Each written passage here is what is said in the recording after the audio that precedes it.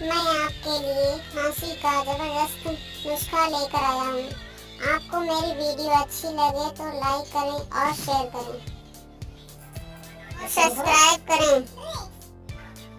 मूलाहाटी काली मिर्च 10-10 ग्राम भूनकर पीस लें और 30 ग्राम पुराने गुड़ में मिला लें। मटर जितने गोली बनाकर ताजे पानी के साथ सेवन करें।